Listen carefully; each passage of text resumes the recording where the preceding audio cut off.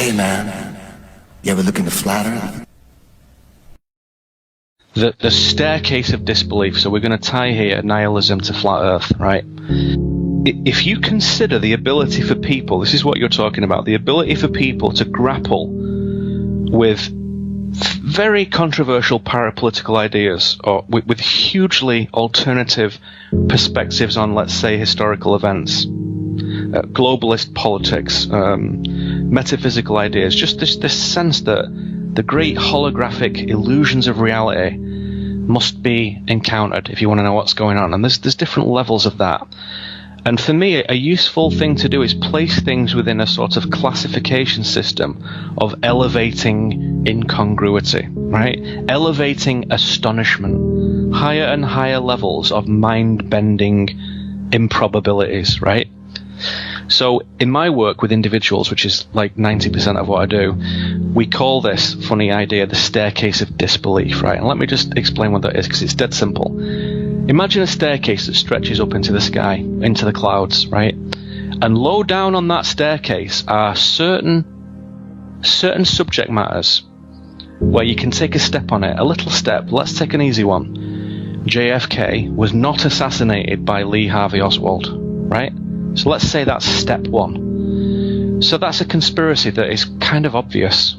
And anyone who's just looked at that for 2 seconds thinks, well, he can't have done. It didn't happen like that. There's something else that went on, right? Okay, well done. You've just taken your first step on the staircase, right? So you've got your foot on the first stair. You're on it, right? Let's take another one. Easy one. WMDs. Iraq did not have weapons of mass destruction capable of reaching England or America in 2003, which was used as the justification for an invasion of a sovereign nation. Weapons of mass deception is what was used. That's right, weapons of mass deception.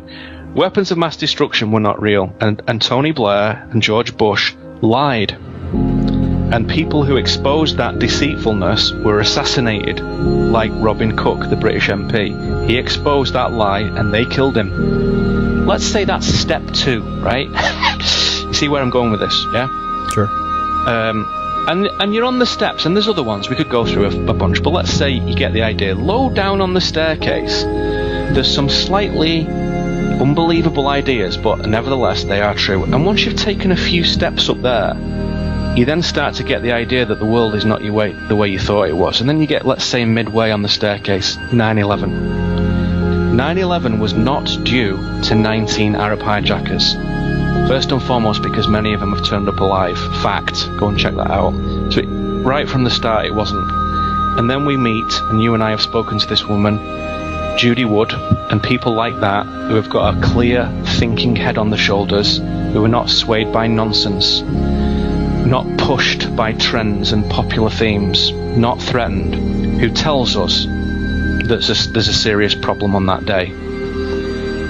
That's a big one. That's kind of midway up the staircase, that 9/11, and it's, as you know, Mel, it's a big one. That it's a world changer for people. So that's a classic, what I would call in the old days, Stargate event. Once you've moved through that Stargate of that, 1 or 2 years personal study, things are never the same again, right? So let's say that's midway on the staircase, and on the next stair, mass shootings are often faked. So easy to see and prove that, so easy. But you see now, if you haven't ascended the previous stairs, you can't believe that. You cannot believe the idea that the US and UK governments, operating under instructions from global empire, routinely murder children and women and men to advance gun restrictions, aggressive mental health care policy, and a sort of, increasing dependence on the state. That's unbelievable if you're not already gone up the staircase. Are you with me? Most certainly. Right? Whereas if you have walked up some of those stairs, prior stairs, you think, well, I can imagine that, to be honest. I'll need to take a look. I'm not just going to believe it willy-nilly just because Mel said it, but I'm going to listen to what the evidence is provided with all these different guests that talk about shootings and psyops and whatnot, and I'm going to check it out. And it really isn't very difficult to be a quality researcher. It's really not. You need to train yourself, you need to develop discernment. It takes a while, but it's not hard. It really isn't that hard. And when you look at it, you see the staggering problems, particularly all the doctored photographs in Sandy Hook. Big giveaway, big giveaway. Another one on the midway point. The media is not fair and never has been. Never has been. Once you start to grasp the magnitude of empire, that's not too difficult to get to that, right? And then you get to another one. This is a tough one for some people, because we're midway, we're getting higher on the staircase now. Is it possible that we conceive of a situation where all kinds of organisations, like the United Nations and the Bank of England and Black Lives Matter and Antifa, Anti-Fascism, Occupy, Campaign for Nuclear Disarmament, Women's March, is it possible that those groups are actually bad? That they appear to be grassroots uprisings of people wanting equity and justice? Of course. No, wrong. That's not what they are. They've not arisen organically, and they do not represent reality. They are conditioning beacons, and they suck in the unwary and empty them out. They sort of amplify unreality only to create this extended movie, this long play movie that goes on and on and on and on. Fake polarizations, always fomenting division, always exploiting the weakest members of society, people with nothing, who don't have a chance to sit back and educate themselves, who don't have a chance in hell of that. They are the foot soldiers of those groups. Oh wow, really? So all that anti-fascism stuff and all those good people who think that that's all garbage. That's right, that's garbage, all of it, all garbage. That's a tough place to be. If you can stomach that, then you get further up, let's say the top parts of the staircase. World War II is almost the exact reverse situation as we've been taught in the timeline. Almost the exact reverse of everything. Who the Allied powers are, who the Axis powers are, it's almost back to front. World War II is one of the biggest psyops that you've ever seen in your life because of the extended period of time for it. The Holocaust, millions of Jews. Did millions of Jews die as part of a organised final solution in gassings? Did that happen or did it not? And then you come to other things that are more impersonal. The sun and the moon, they're not far away. They're not what we think they are. Before the sun and the moon, let me just mention this. If that is true, the Holocaust did exist, then why is it that the deaths that happened in the former Soviet Union, which were... It dwarfs what happened in Poland, Austria, in all those countries, Germany. Why is that not publicized as much as the others? Right, exactly. That's part of like 100 things to look at about World War II. That's like number 58. Absolutely. You're absolutely right. Really important, but do you see what I'm saying here, Mel? Because you've already taken many steps up the staircase, I can walk into your living room and say, hey, how about that Holocaust? And you're like, I know, it's crazy. I wonder what the situation is. There's so many question marks.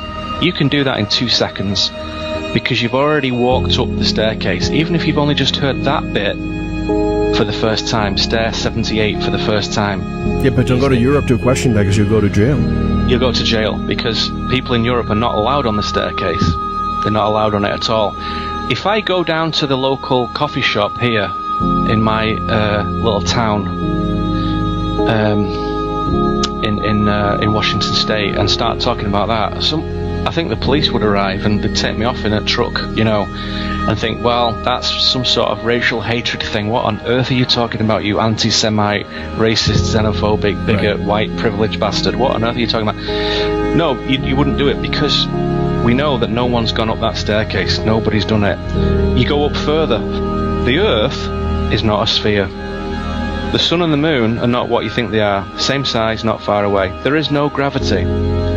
Humans are ensouled children of divine source. And right at the top of the staircase, God is real and loves you.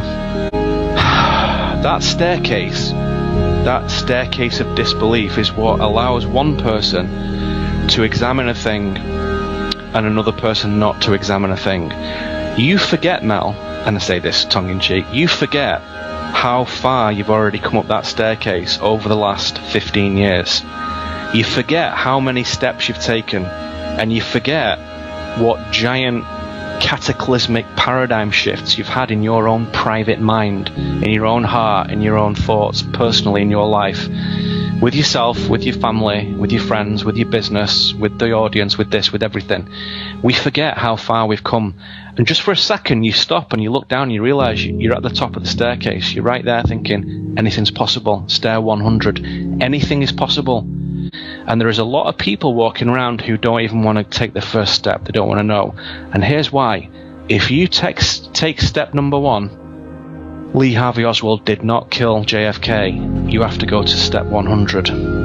You have to go all the way up to step 100 in due course. And deep inside, everyone knows that, and they don't want to take that journey because it's hard.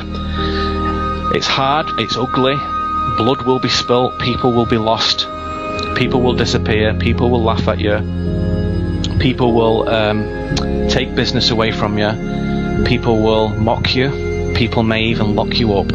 So most people, they hover the foot over that first stair, you know, when you're just about to stand on a stair, and they think, you know what, if I take this first step in due course, in the fullness of time, I might have to go all the way to the top.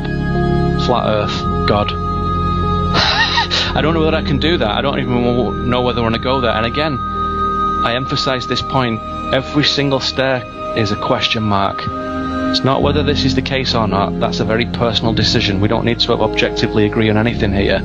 It's a personal journey, a personal staircase.